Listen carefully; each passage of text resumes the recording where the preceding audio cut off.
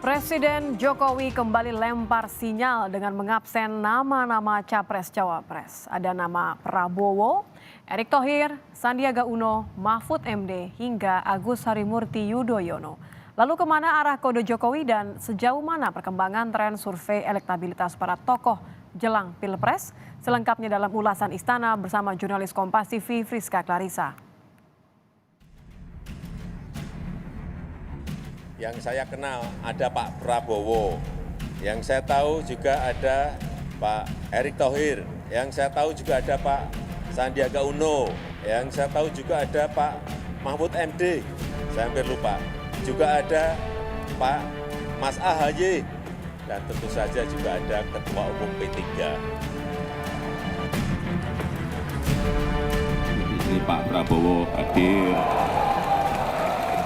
Ada juga Pak Erlangga, ada juga Pak Erik, tapi saya ini nggak ngabsen.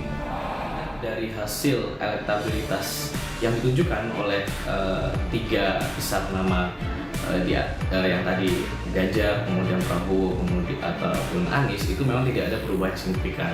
Termasuk pula di sini ada nama Ridwan Kamil gitu ya, yang kita tempatkan memang di posisi capres potensial dengan elektabilitas di atas 8%. Di Harlah ke-50 P3, Presiden Jokowi kembali tebar kode nama Capres-Cawapres. Mulai Prabowo Subianto, Erick Thohir, hingga Agus Harimurti Yudhoyono tak ketinggalan disebut. Kemana arah pancingan sinyal itu bermuara? Lengkapnya dalam ulasan Istana bersama saya, Friska Clarissa.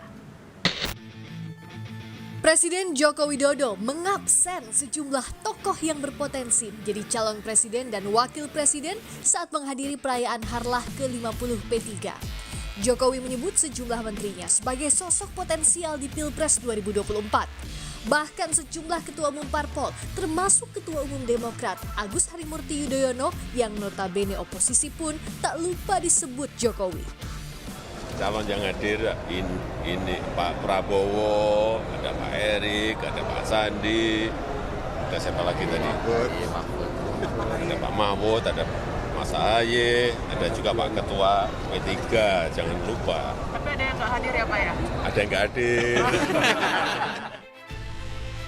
Selang beberapa hari di tengah acara pelantikan Badan Pengurus Pusat Himpunan Pengusaha Muda Indonesia HIPMI, Presiden Jokowi kembali memanggil nama-nama yang potensial bersaing di Pilpres mendatang. Nah, hari ini forumnya forum ekonomi, saya tidak ingin mengabsen meskipun saya tahu hadir di sini Pak Prabowo hadir.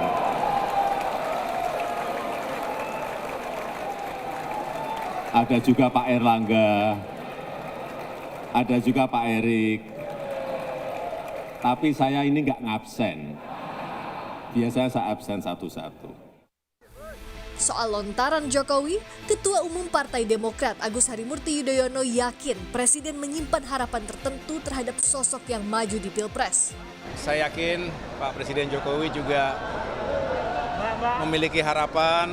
Tadi saya dengarkan sambutan beliau, Presiden Jokowi juga tentu berharap agar Pemilu 2024 mendatang bisa berjalan dengan baik, sukses, damai, dan tidak menghadirkan instabilitas, baik secara politik maupun keamanan.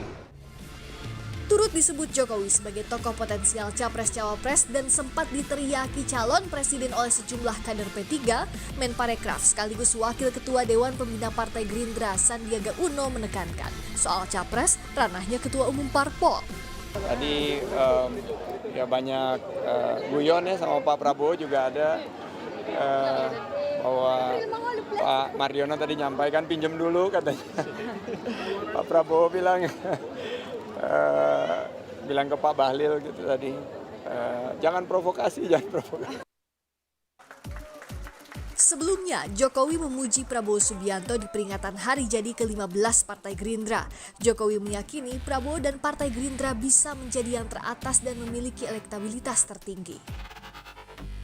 Sementara, setahun jelang pemilu presiden 2024, 3 bakal nama kandidat presiden, yakni Ganjar Pranowo, Prabowo Subianto, dan Anies Baswedan masih menduduki peringkat teratas survei elektabilitas Litbang Kompas.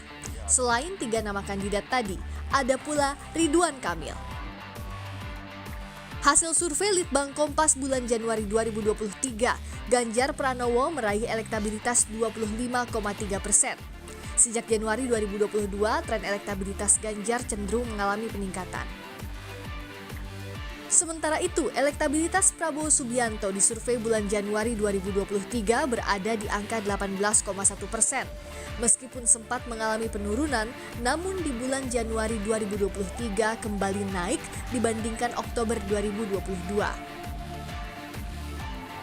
Sedangkan bakal calon presiden dari Koalisi Perubahan Anies Baswedan memiliki elektabilitas 13,1%. Elektabilitas Anies dalam setahun terakhir masih fluktuatif. Survei Litbang Kompas juga menempatkan nama Ridwan Kamil di posisi 4 besar dengan elektabilitas 8,4%. Ganjar, kemudian Prabowo, kemudian ataupun Anies itu memang tidak ada perubahan signifikan. Termasuk pula di sini ada nama Ridwan Kamil gitu ya, yang kita tempatkan memang di posisi capres potensial dengan elektabilitas di atas 8% gitu. Jadi dari survei sebelumnya, nama-nama tersebut pun sudah mengantongi elektabilitas yang tidak jauh berbeda dengan hasil survei kami di Januari 2023 ini. Survei Litbang Kompas digelar pada 25 Januari hingga 4 Februari 2023. Survei dilakukan pada 1.202 responden di 38 provinsi dengan margin of error plus minus 2,83%. Kode Capres-Cawapres tampak masih akan sering terdengar jelang Pilpres, namun nama kandidat yang pasti dimajukan menunggu hitung-hitungan strategi para ketua umum parpol. Tebar sinyal capres dari kepala negara selalu jadi magnet jelang Pilpres. Geliat manuver partai politik dan tokoh pun semakin menghangat. Yang penting tahap kontestasi sejak jauh-jauh hari hingga pemilihan nanti berjalan sehat. Priska Clarissa, Anggi Mendarwan, Kompas TV, Jakarta.